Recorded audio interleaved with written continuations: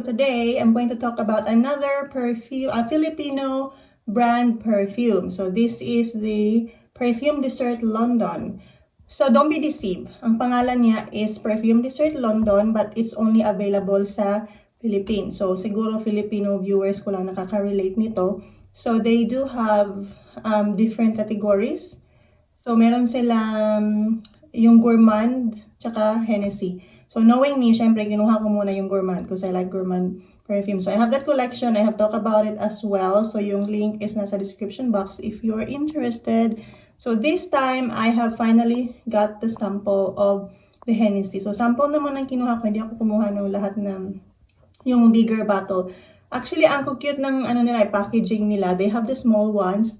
I'm not sure 80 ml ba yun? And then they have the bigger bottles now. So the one that I have sa gourmand is yung 80 yata, yung medium next na available na size. So this time, funny thing is, ito yata yung medyo sikat din sa kanila kasi para daw siyang may pagka Jo Malone vibe o unisex na may pagka niche, yung mga ganong aspect, ganong vibe. So, na-curious ako. So, I got it. Funny thing is, matagal na tong samples na to. I think about almost a year na. Pero I never wear it or touch it. Kasi nung pinadala to ng mama ko dito, from Philippines. So, when I got it, nung namoy ko, ay, ang amoy niya is di ko super bad. So, di ko alam kung fake ba to, na-scam ako ng seller, or baka na-spoil na siya. I don't know, pero never ko siyang ginamit talaga kasi isa-isa kong inamoy, di ko gusto. Ang weird talaga. Di ko maintindihan kung bakit. So, tinabi ko na lang siya. So in my last video, I did a collection declutter of my sample perfume. So that's how I encountered this again. And I thought like, I'm gonna give them another try. So, the first one na na-try ko is itong perfume dessert na Peony and Red Apple. So, yung opening talaga, super, hindi ko siya gusto. Parang ang pangit ng pagkagawa ng opening niya na overwhelming na para siyang overripe na sour na red apples. I got the red apples but I don't like the red apples here. Pero noong ilang minutes, nawala na yung sour na amoy. Nakukuha ko na yung parang creamy na, hindi siya gourmand na creamy, para siyang body cream. Parang ang soft, napaka-soft ng amoy, napaka-feminine. It's more like, ano ba siya? Parang simple lang yung amoy niya. Simple, innocent, at the same time sensual. Parang gusto ko siyang pang bedtime. So, sabi doon sa website ng Perfume Dessert, ano daw to siya? Parang inspired by Jo Malone's Peony and Blush. Though I cannot talk about it because I haven't smelled the Jo Malone's version. Pero parang ganun. Simple siya pero luxurious yung amoy niya, yung dating niya. So hindi siya yung parang strong, hindi siya ganun. Like I said, napaka-soft, simple, but yet is quite, tawag doon, sensual. Yung ganun siyang type. Simple pero luxurious yung amoy niya. Pangmamahalin yung amoy niya. Gusto ko siya.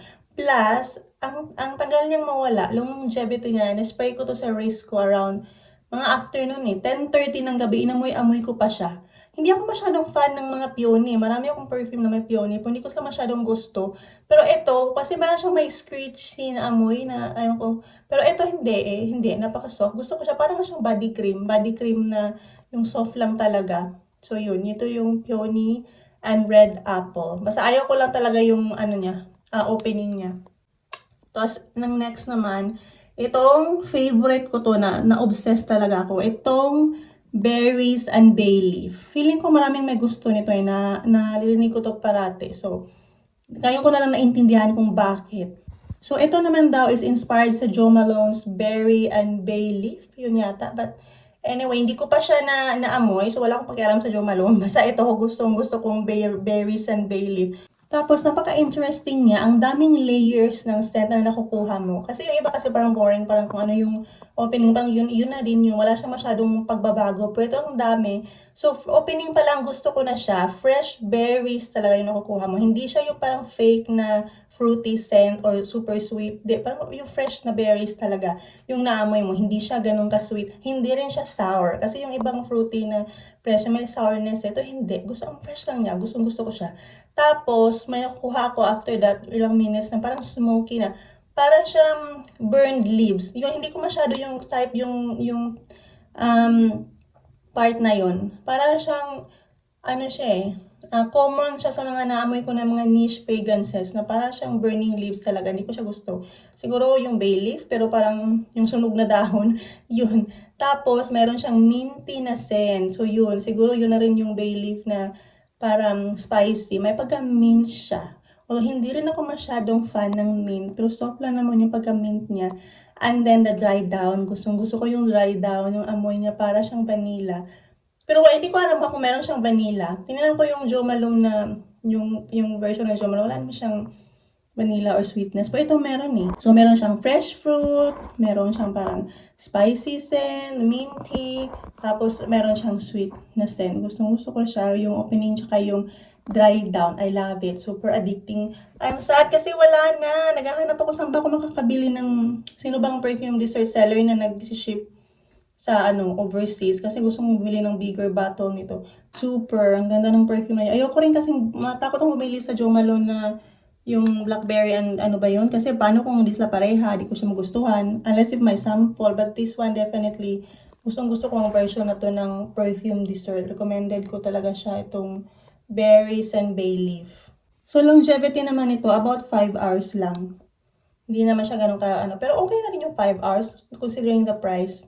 Yung Jo Malone nga usually hindi sila nagtatagal ng ang longevity nilang poor pero mahal. So next one naman is itong ito muna, hazelnut and cedar. Ay, ano ba yan? So ito, well I know itong perfume na to, itong range na to is unisex. Pero ito feeling ko napaka-masculine. Hindi ko kayang isuot to pero siya hazelnut and cedar. Para siyang amoy perfume na panglalaki. Hindi siya yung cologne na pang teenager. Para siyang pang mature na lalaki. Yung mga middle age. Yung mga ganon. So, di ko gets masyado dito ang hazelnut. Wala akong nakukuhang nati na scent. Pero meron nga siyang cedar. Lalaking lalaki. Familiar siya eh. Para siyang yung mga 90s na perfume na lalaki. Yung mga ganon. Yung mga lalaki na medyo pang businessman, pang office. Yung mga formal nga. Ganon siya. Hindi siya pang everyday. Hindi siya, like I said, hindi siya pang yung cologne body spray na mo. Hindi. More like formal na mga mature na lalaki. Ganon. So, kahit unisex pa siya, feeling ko, ewan ko lang unisex pa to, pero feeling ko napaka-masculine niya.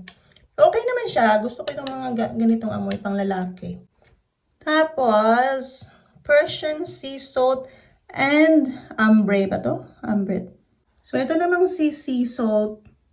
Wala akong masyadong makuhang parang pang-ocean vibe dito or parang summery. Kasi diba sea salt, so feeling ang nasa isip ko tuloy yung parang nasa tabing dagat, yung mga ganong amoy. Po hindi, wala siyang ganon. Ang weird talaga ng opening. Ba't ganito yung mga opening nila? Para talaga silang yung palisan na perfume. Yung perfume na tagalan na ng ilang taon na ganon siya. And then later on, nagiging powdery siya, soft. Gusto ko siya. Feeling ko nga baka ito yung recommend ko sa friend ko na mahilig sa powdery. Parang siyang soft powdery, parang baby powder, ganon. So mostly sa nakukuha ko dito is yung mask. Napaka-masky nga, like I said, powdery. May pagka-earthy, pero wala lang akong ocean vibe na nakukuha dito. So if you are like after for that scent, wala. Sorry. Ayawan ko lang sa inyo, pero sa ako wala ko nakuha. More on musky scent siya. Okay rin siya, kasi mahilig ako sa mga powdery scent. Yung opening lang talaga din. Ang pangit. Tapos itong si Jasmine and Peppermint. So ito lang yata yung matino na opening. Hindi weird yung amoy. Amoy perfume na siya talaga. So I'm getting the peppermint here. More of the peppermint. Spicy, fresh. Wala ako masyadong... It's more of the peppermint than the jasmine. Ito, I don't know why. Pumasok sa isip ko agad is ang jasmine. Pero wala akong nakuha aside as minty or peppermint na scent. So, yun pala, yung jasmine niya is after na ng peppermint. Parang dry down na niya. Hindi ako fan ng mga white flower pero eto, okay siya. Hindi siya yung parang nakakahilo na white flower na scent. Okay lang, soft lang siya. So, maganda rin siya. Tapos yung dry down niya, parang siyang nagiging orange scent. Reminds me of orange blossom. Next is this, ano ba to? Grey tea and cucumber. Grey tea. Gusto ko yan. Yung grey Earl tea ba yun? Yung iniinom. For this, I'm expecting of more softer or tea-like relaxing scent. Pero hindi. Actually, I find it strong. Tapos wala akong nakukuhang cucumber or tea dito. It's more of like salty caramel. Which is weird. Pero yun, parang may maalat na amoy. So next one is mandarin and vetiver. This one really is so citrusy and reminds me of those Jo Malone fragrances. Napaka-unisex ng amoy. Super clean. Parang yung pinipil na orange. Ganon siya. So that's all. My favorite is the berries and bay leaf. Thank you for watching. Sa uulitin.